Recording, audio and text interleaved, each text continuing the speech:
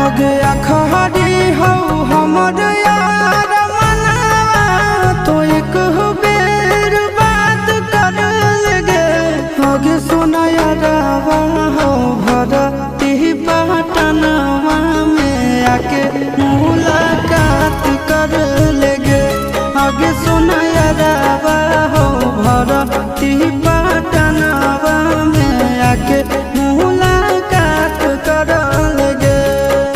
आगे चली जाइबौ छोड़ी के दुनिया विदाई अपने हाथ कर लगे